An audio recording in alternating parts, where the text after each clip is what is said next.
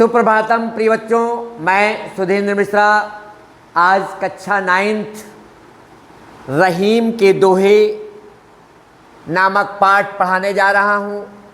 आप लोग इस पाठ को पढ़ने से पूर्व रहीम दास जी के जीवन के बारे में अवश्य जान लें। देखिए, रहीम दास जी का जन्म 1556 ईस्वी में हुआ था। इनका पूरा नाम अब्दुल रहीम खान खाना था। इनका जन्म लाहौर नगर, जो अब पाकिस्तान में है, वहाँ हुआ था। वे अकबर के संरक्षक बैरम खां के पुत्र थे। अकबर ने बैरम खां को हज पर भेज दिया था। मार्ग में उनके शत्रु ने उनका वध कर दिया था।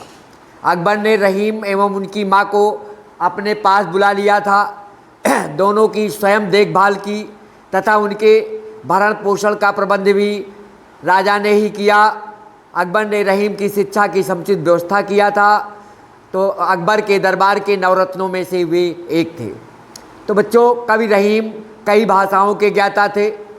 अरबी, तुर्की, फारसी तथा संस्कृत के वे पंडित थे। ब्रज एवं अवधी दोनों भाषाओं पर रहीम का अधिकार था। खड़ी बोली में इन्होंने कविताएं लिखकर अपनी प्रतिभा को प्रमाणित किया था। हिंदी काव्य के वे मर्मज्ञ थे। हिंदी कवियों का बड़ा सम्मान करते थे। गोस्वामी तुलसीदास जी से भी इनका परिचय तथा स्नेह संबंध था। रहीम सतसई, श्रृंगार सतसई, मदनाष्टक, राम पंचाध्यायी, रास पंचाध्यायी, रहीम रत्नावली तथा बरवय नायिका भेद वर्णन आज उनकी प्रमुख रचनाएं हैं। रहीम बड़े लोकप्रिय कवि थे। उनके नीति के दोहे तो सर्वसाधारण की जिह्वा पर रहते हैं, अर्थात अक्सर लोग उदाहरण के तौर पर इनके दोहों को पढ़ देते हैं। उनके दोहों में कोरी नीति की नीरसता नहीं है। उनमें मार्मिकता तथा कवि हृदय की सच्ची संवेदना भी मिलती है। रहीम जनसाधारण में अपने दोहे के लिए प्रसिद्ध हैं, पर उन्होंने कविता, सवैया, सोरठा, छप्पय तथा बरवय छंदों में भी सफल काव्य रचना की है। उनकी भाषा सरल एवं स्पष्ट तथा प्रभावपूर्ण है। श्रृंगार शांत हास्य रस की उपलब्धि है। उनमें श्रृंगार के संयोग एवं वियोग दोनों ही रूपों का सम्यक चित्रण मिलता है। हिंदी के मुसलमान कवियों में रहीम का विशिष्ट और महत्वपूर्ण स्थान है। नीति, भक्ति और श्रृंगार की त्रिवेणी को बहाने वाले रहीम की गणना हिंदी साहित्य के अमर कवियों में की जाती है। तो बच्चों, आज हम इनके द्वारा रचित दोहे पढ़ेंगे। तो इसमें प्रस्तुत दोहे नीति एवं भक्ति पर आधारित हैं। आज के सामाजिक मूल्यों की दृष्टि से ये आदर्श प्रस्तुत करने वाले हैं। इनमें जीवन के अनुभवों का यथार्थ चित्रण प्रस्तुत किया गया है। देखिए, पहला दोहा है, जो रहीम उत्तम प्रकृति का करि सकत कुसंग, चंदन विष व्यापत नहीं लिपटे रहत भुजंग। यहाँ रहीमदास जी ने उत्तम प्रकृति के, उत्तम स्वभाव के लोगों के बारे में बताया है कि यदि मनुष्य अच्छे स्वभाव का है तो उस पर कुसंगति का, अर्थात खराब संगति का, खराब लोगों की संगति का, सोसाइटी का कोई असर नहीं पड़ता है। जिस प्रकार से चंदन विष व्यापत नहीं लिपटे रहत भुजंग, जिस प्रकार से चंदन के पेड़ पर बहुत से विषैले सर्प लिपटे रहते हैं, लेकिन वह अपनी शीतलता को नहीं छोड़ता है, अर्थात अपने गुण को नहीं छोड़ता। वो शीतल का शीतल ही होता है, अर्थात विषैला नहीं होता है। उसी प्रकार से सज्जन व्यक्ति भी कितने खराब लोगों के संग क्यों ना रहें, लेकिन वे अपनी सज्जनता को नहीं छोड़ते हैं। शायद ये आप लोगों की समझ में आ गया होगा। तो देखिए दूसरा, रहीमन प्रीति सराहिए, मिले होत रंग दून, ज्यों जरदी हरदी तजे, तजे सफेदी चून।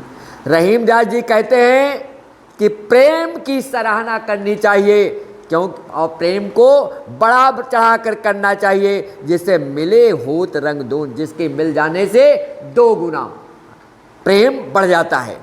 जो जर्दी हरदी तजे, जिस प्रकार से हल्दी जो है अगर अपनी पीलेपन को त्याग दे और सफ़ेदा अपने चूने को छोड़ दे तो क्या होता है, असर पड़ता है। लेकिन अगर ये दोनों मिल जाते हैं, हल्दी पीले रंग की होती है, वो मिल जाए और सफ़ेद चूना मिल जाए तो दोनों के मिलने से लाल रंग हो जाता है, अर्थात और भी उसमें चमक आ जाती है। इसी प्रकार से यदि प्रेम को हम बढ़ाते चले जाएं तो उसका रंग दूना हो जाएगा, अर्थात प्रेम बढ़ जाएगा। तीसरा देखिए, टूटे सुजन मनाइए जो टूटे 100 बार, रही मन फिर पोइए टूटे मुक्ता हार। देखिए बच्चों, इसमें जो है सज्जनों को मना लेने के लिए कहा गया है कि अगर सज्जन व्यक्ति कभी रूठ जाएं तो उन्हें हमें मना लेना चाहिए किसी भी तरह से। टूटे सुजन मनाइए, सज्जन लोग अगर जो है रूठ जाएं तो उन्हें हमें 100 बार मना लेना चाहिए। रही मन फिर पोइए टूटे मुक्ता हार। रहीमदास जी कहते हैं, जिस प्रकार से मोतियों का हार टूट जाता है, हम बार बार उसको गूंथ करके और अपने गले में डाल लेते हैं, उसी प्रकार से सज्जन व्यक्ति भी यदि रूठ जाएं तो बार बार हमें उन्हें मना लेना चाहिए। चौथा देखिए, रही मन असुआ नैन ढरी, जिये दुख प्रकट करे, जाहि निकारो गेह ते कस न भेद कह दे। प्रस्तुत दोहे में रहीमदास जी ने ये कहा है, यदि हमारे घर से कोई व्यक्ति निकल जाता है, हमारे घर का कोई सदस्य मतलब जो है घर से निकल करके बाहर चला जाता है, तो हमारे घर का सारा भेद बता देता है। कैसे बता देता है? रहीमन अशुआ नैन ढरी, जिये दुख प्रकट करे। रहीमदास जी कहते हैं, जिस प्रकार से आंसू हमारी आँखों से निकल करके सारे दुख प्रकट कर देते हैं, उसी प्रकार से हम अपने गृह से अर्थात गेह माने घर से जिसको निकाल देते हैं, वो व्यक्ति कैसे ना भेद को बता देगा। जिस प्रकार से आँखें आंसू निकाल करके सब कुछ स्पष्ट कर देती हैं अर्थात सारा दुख प्रकट कर देती हैं, उसी प्रकार से जो व्यक्ति घर से निकाला जाता है वो जो है अपने घर के सारे रहस्य को दूसरों से बता देता है। इसलिए कभी भी अपने घर के सदस्य को निकालना नहीं चाहिए, ना उससे विवाद करना चाहिए। यदि विवाद थोड़ा हुआ तो जा कर के अपने घर का सारा भेद दूसरे से बता देता है। इसमें जो है बच्चों अनुप्रास अलंकार की बात कही गई है। कही रहीम संपत्ति सगे बनत बहुत बहुरीत, विपत्ति कसौटी जे कसे ते ही साचे मित। इस प्रस्तुत दोहे में सच्चे मित्र की पहचान कराई गई कि सच्चे मित्र कौन होते हैं। कही रहीम संपत सगे, रहीमदास जी कहते हैं कि यदि आपके पास संपत्ति है, धन दौलत है, तो बहुत से लोग तुम्हारे अपने सगे संबंधी बनने की कोशिश करते हैं। अर्थात संपत्ति के रहने पर बहुत से लोग कई तरीके से तुम्हारे रिश्तेदार मित्र बनने की कोशिश करेंगे। तो कहते हैं विपत्ति कसौटी जे कसे ते ही सांचे मीत। रहीमदास जी कहते हैं कि जो संकट के समय में विपत्ति कसौटी, विपत्ति माने मुसीबत के समय में जो कसौटी पर खरा उतरे, कसौटी होती है सोनार के पास, जिस पर सोना रगड़ करके देखता है कि सोना ये शुद्ध है कि नहीं है, उसे कसौटी कहते हैं। उसी प्रकार से उस मित्र को हम उसी विपत्ति के समय रूपी कसौटी पर कस करके देखते हैं कि वो अच्छा है कि नहीं है। अगर सच्चा मित्र होगा तो विपत्ति के समय में हमारी मदद करेगा, और अगर नहीं होगा तो भाग जाएगा। तो विपत्ति कसौटी जे कसे ते ही सांचे मीत। कहते हैं कि जो विपत्ति की कसौटी पर खरा उतरता है वही सच्चा मित्र होता है। मीत का मतलब मित्र। तो अब देखिए छठे दोहे में, जाल परे जल जात मी बही तज मीनन को मोह, रही मन मछरी नीर को तऊ न छाड़त छोह। कहते जाल परे जल जात बही, तज मीनन को मोह। कब रहीमदास जी क्या कहते हैं कि जब जल में जाल को डाल दिया जाता है तो जल तो निकल जाता है। कैसे निकल जाता? तज मीनन को मोह, मछलियों के मोह को छोड़ करके पानी निकल जाता है। अब मछलियां बेचारी जल में, वो जाल में फंस जाती है। रहीमन मछली नीर को तऊ न छाड़त छो। रहीमदास जी कहते हैं कि फिर भी मछली जो है पानी के मोह को नहीं छोड़ती है, अर्थात उससे प्रेम लगाए ही रहती है। तो कहने का तात्पर्य है कि मछली जो है जल को नहीं छोड़ती है, लेकिन जल मछली को छोड़कर चली जाती है। देखिए आगे 7वां, दीन सबन को लखत हैं, दीन ही लखे न कोय, जो रहीम दीन ही लखे, दीन बंधु सम होय। प्रस्तुत दोहे में रहीमदास जी कहते हैं कि गरीब आदमी सबकी चिंता करता है, गरीब व्यक्ति जो है सबकी चिंता करता है, दीन ही लखे न को, लेकिन गरीब व्यक्ति की कोई चिंता नहीं करता है। दीन ही लखे न को, लेकिन गरीब व्यक्ति की चिंता कोई नहीं करता है। तो कहते हैं रहीमदास जी, जो रहीम दीन ही लखे। रहीमदास जी कहते हैं जो दीन व्यक्ति को, अर्थात गरीब व्यक्ति को, निर्बल व्यक्ति को देखता है, वो दीन बंधु सम हो। दीन बंधु दीनानाथ, अर्थात भगवान ईश्वर के समान हो जाता है। वो कैसा हो जाता है? दीन बंधु दीनानाथ। दीन बंधु जो दीनों के भाई हैं, अर्थात कौन? भगवान विष्णु के समान हो जाता है। देखिए फिर, प्रीतम छवि नयन बसी, पर छवि कहाँ समाए, भरी सराय रहीम लखी, पथिक आप फिर जाए। प्रस्तुत दोहे में रहीमदास जी कहते हैं कि प्रीतम छवि नयनन बसी, प्रीतम छवि नयनन बसी, पर छवि कहाँ समाए, अर्थात भगवान, प्रीतम का मतलब यहाँ भगवान से है। भगवान की छवि मेरी आंखों में बस गई है, तो पर माने दूसरे की छवि उसमें कहाँ समा सकती है, अर्थात उसमें दूसरे के लिए कोई स्थान बचा ही नहीं है। जब हमारे अंदर भगवान का वास हो गया है, तो अर्थात हमारी आंखों में भगवान बस गए हैं, तो दूसरा कहाँ उसमें समा सकता है।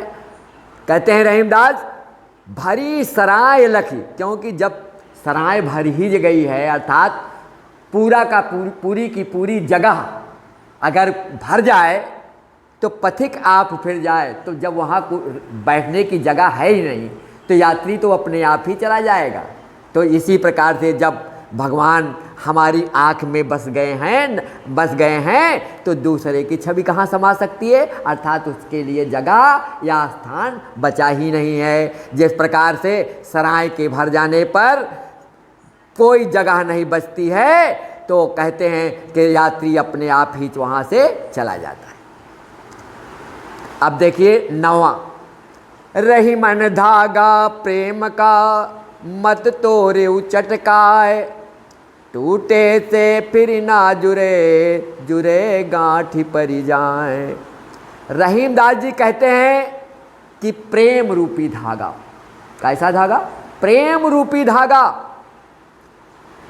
ताकत लगा करके नहीं तोड़ देना चाहिए। मत तोड़े चटकाए, अर्थात बहुत तेजी से उसे नहीं तोड़ देना चाहिए, अर्थात उस पर बहुत ताकत लगा करके नहीं तोड़ देना चाहिए, क्योंकि टूटे से फिर ना जुड़े।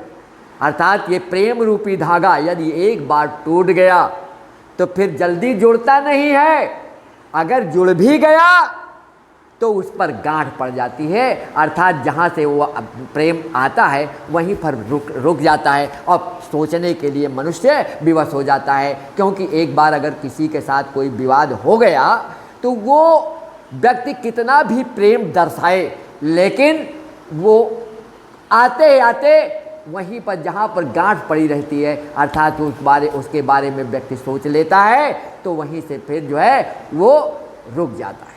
तो गांठ जहाँ से पड़ी होती है वहाँ से प्रेम में थोड़ा दरार आ जाती है।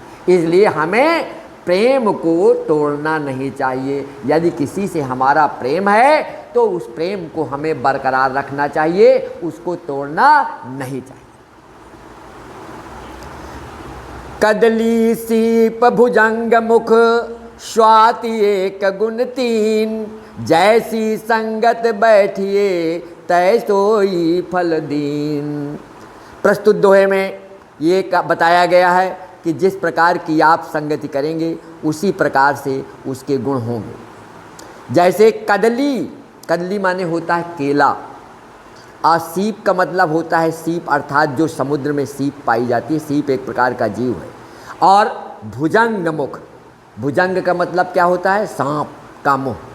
स्वाति एक गुण तीन, स्वाति के नक्षत्र, स्वाति का एक नक्षत्र होता है जिनमें स्वाति की एक बूंद गिरती है तो उसके 3 प्रकार के मतलब लक्षण होते हैं। कौन कौन से लक्षण होते हैं? कहने का मतलब जब वो केला पर पड़ता है, केले के अंदर जाता है, तो केला जो होता है एक फल है कि फल मीठा होता है, सीप के मुंह में जाता है तो मोती बन जाता है, अब भुजंग सांप के मुख में बन जाता है तो विष बन जाता है। कहने का मतलब उसके 3 गुण हो गए। केले पर पड़ा तो उसका दूसरा असर, और सीप के मुंह में गया तो मोती बन गई अर्थात दूसरा असर, और इसी प्रकार से सांप के मुंह में गया तो उसका तो स्वाति के एक गुण 3 है। स्वाति एक गुण 3, स्वाति एक है अर्थात स्वाति नक्षत्र का एक है, स्वाति नक्षत्र का जल एक है।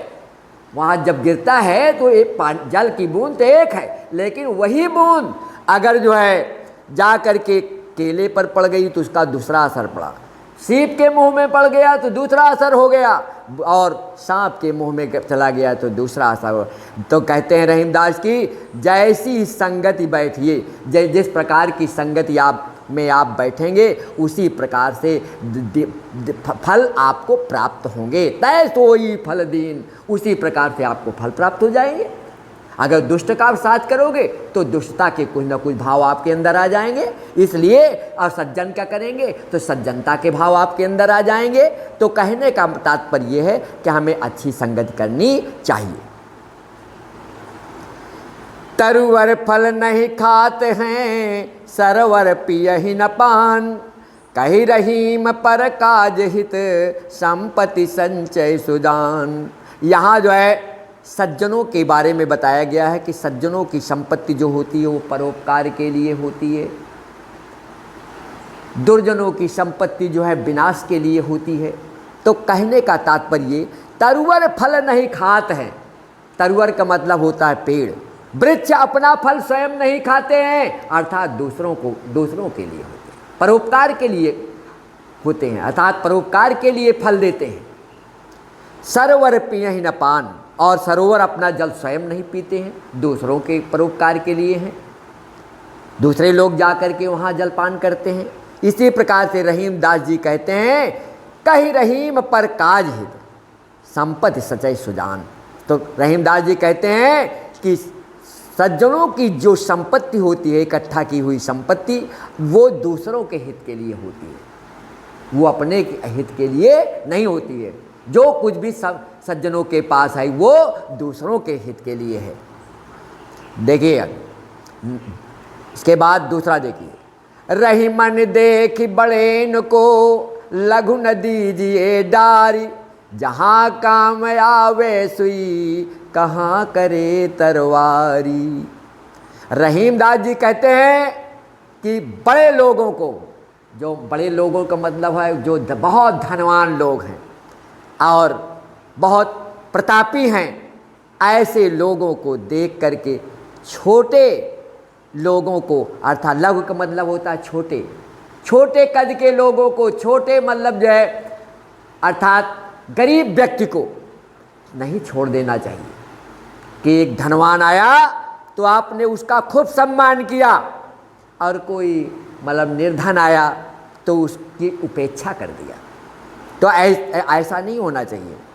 बहुत बड़े धनवान व्यक्ति को देख करके उसको तो आप सम्मान देने लगे, लेकिन कोई बेचारा जो है निर्धन गरीब आया तो उसको आपने परित्याग कर दिया था, उपेक्षा कर दिया। उसकी उपेक्षा नहीं करनी चाहिए, क्योंकि जहाँ काम आवे सुई कहाँ करे तलवार। रहीमदास जी कहते हैं कि जहाँ पर सुई का काम होता है, अर्थात जहाँ छोटे व्यक्ति का कार्य होता है, वहाँ बड़ा व्यक्ति कार्य नहीं कर पाता है। अर्थात जहाँ पर छोटे का काम है वहाँ छोटा करेगा, जहाँ बड़े का काम बड़ा है। इसलिए दोनों को समान समझना चाहिए।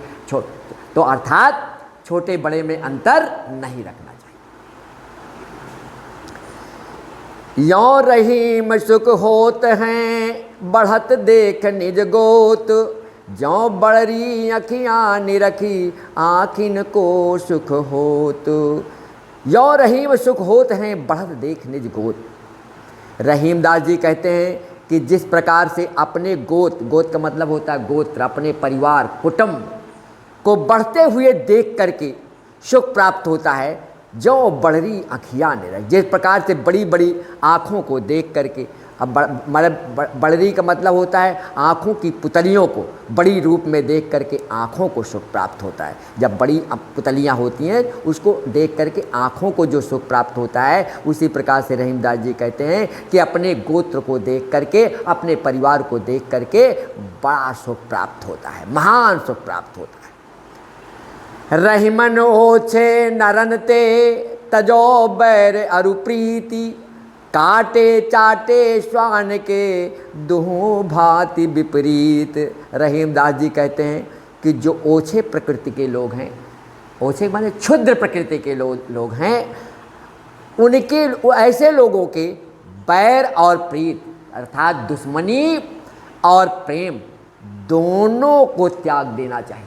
अर्थात न उनसे अधिक प्रेम करना चाहिए, न उनसे अधिक बैर ही करना चाहिए। कहने का तात्पर्य कि ये दोनों तरफ से खतरनाक होते हैं।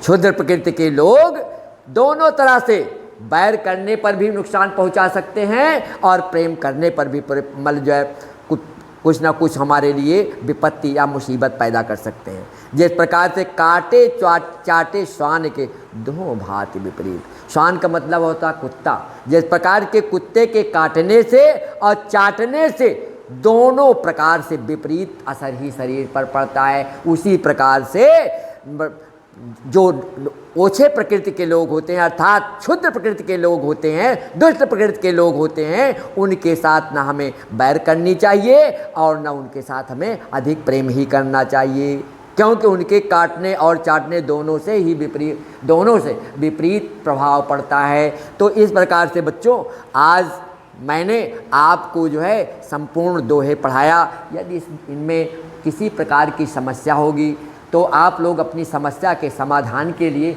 हमारे विद्यालय के व्हाट्सएप नंबर 8576879375 पर संपर्क स्थापित करके अपनी समस्या का समाधान कीजिएगा। Thank you to all of you very much.